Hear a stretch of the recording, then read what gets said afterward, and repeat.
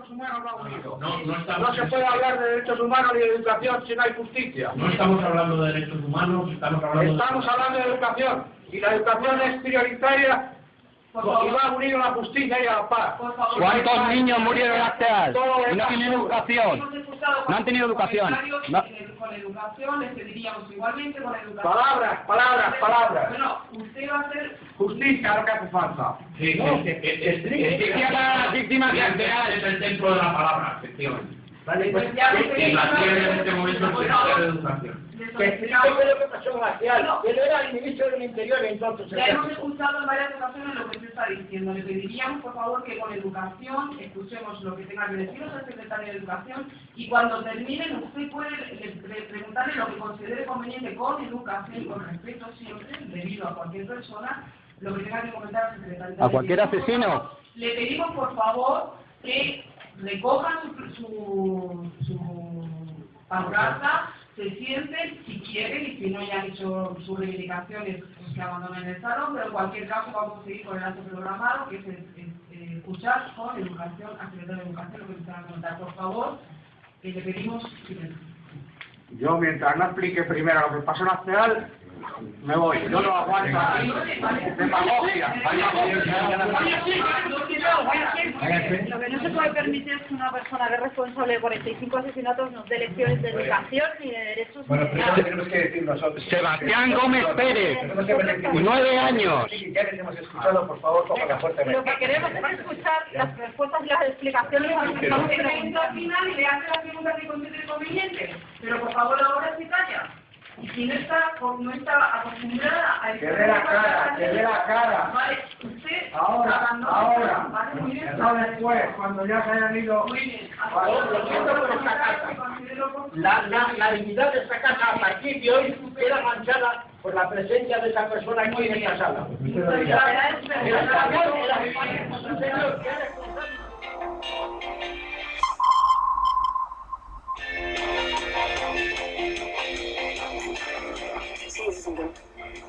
Bueno, es un tema, Jorge Cepeda, el de la violencia y la inseguridad, que es un tema que mencionas en corte.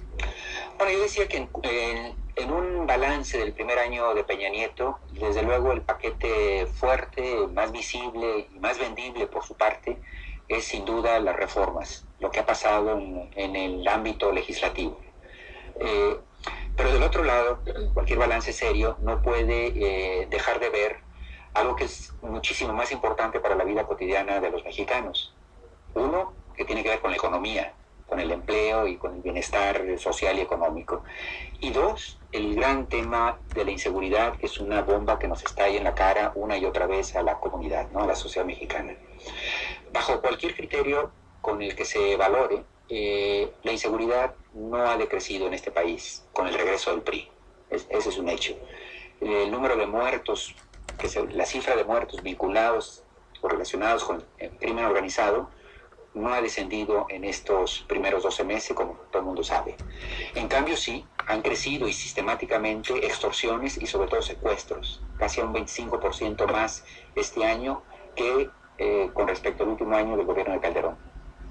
Y por otro lado, otros fenómenos menos tangibles, pero más tan preocupantes, es la creciente pérdida de control por parte del Estado mexicano de regiones cada vez más amplias.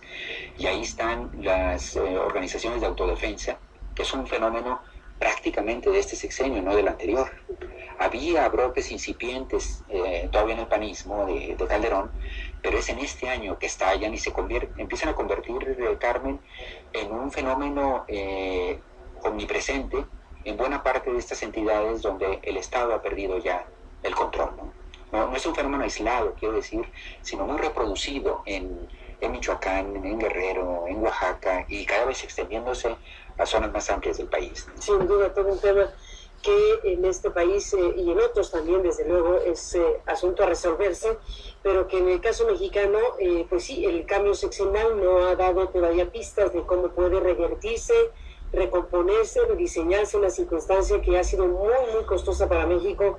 El número de muertos, el número de desaparecidos, estamos viendo como elemento muy fuerte la caravana de madres centroamericanas que recorren territorio mexicano como ese elemento que nos recuerda que la frontera aquí de pronto tampoco cuenta mucho para efectos del crimen y de las desapariciones y de las muertes de personas que cruzan por territorio mexicano.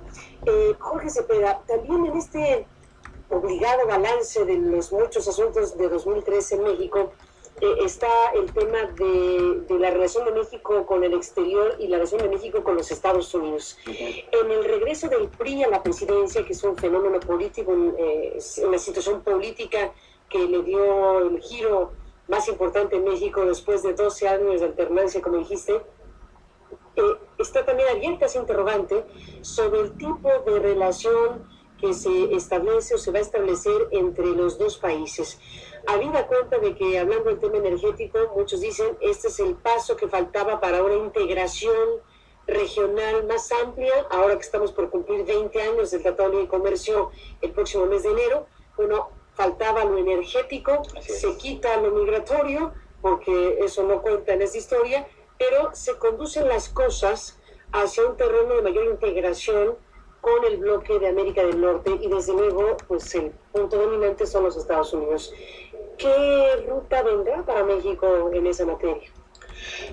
Primero un poco los antecedentes de lo que ha sido la relación del gobierno de Peña Nieto o el arribo del PRI al poder otra vez frente a Estados Unidos, ¿no? A mí me parece que desde el principio los grupos empresariales norteamericanos e incluso el propio Departamento de Estado vio con muy buenos ojos el regreso del PRI, habida cuenta del desgaste que tuvo Calderón, al quien se veía muy bien en la primera parte de su sexenio por enfrentar al narcotráfico.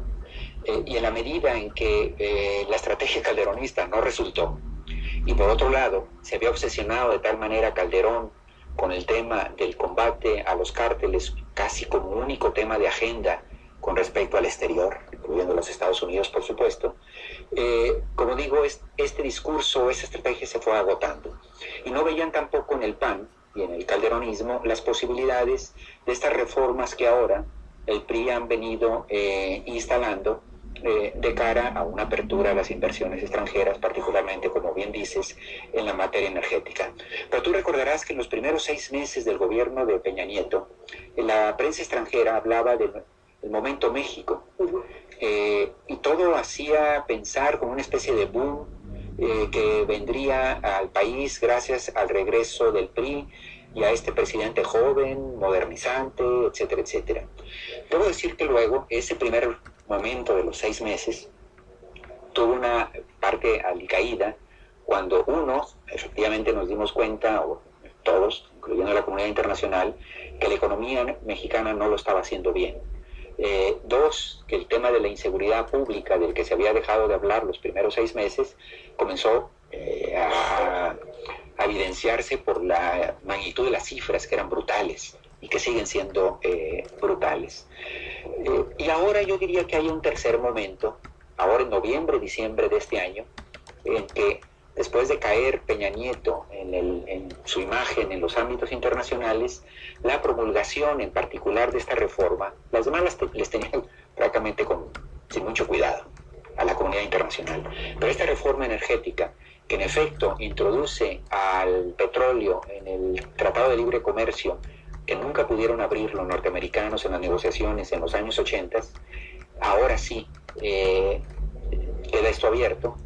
Le da a Peña Nieto, por supuesto, que un rating renovado que retoma lo que tenía hace 2 meses y que había perdido en las últimas, a mediados de año. En el exterior, como una valoración de su propia gestión.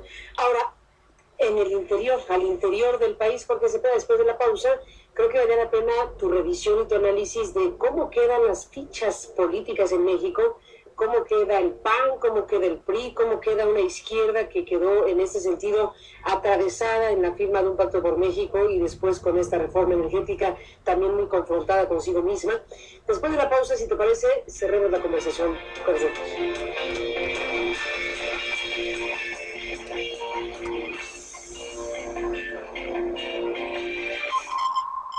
Bueno, Jorge Cepeda, se acabó el tiempo. Gracias por estar aquí para analizar este México 2013 ¿Cómo queda el ajedrez político?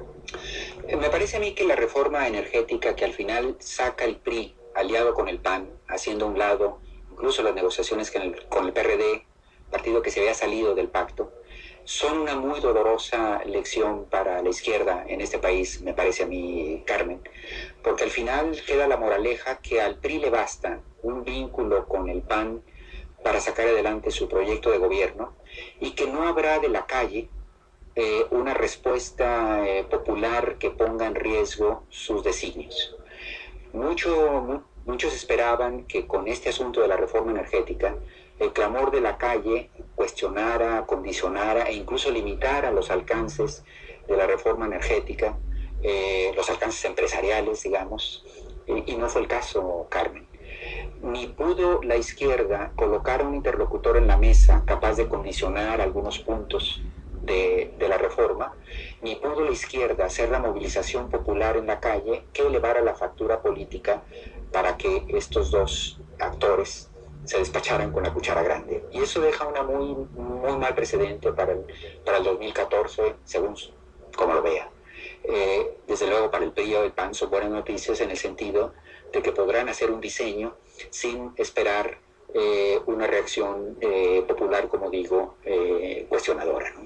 Y eso me parece a mí que son malas noticias para el país, que necesitaría siempre que los cambios fueran el resultado del diálogo de las tres grandes fuerzas políticas que existen en el país. Pues estaremos viendo lo que venga para 2014 en México. Por lo pronto este 2013 tiene tantas aristas como las que hemos podido comentar y platicar contigo, Jorge Cepeda, más las que me faltaron por falta de tiempo, pero desde luego hay muchas interrogantes abiertas todavía, incluido el propio escenario político que describes. Veremos cómo se conducen las cosas para 2014 y qué viene para México. Por lo pronto, gracias por estar aquí para analizarlo, para comentarlo y para reflexionar sobre el momento que vive nuestro país. Gracias, Jorge. Muchas gracias, Carmen. A ti y hasta la próxima. Y gracias a usted que nos permitió acompañarle. Pásenla bien, lo esperamos.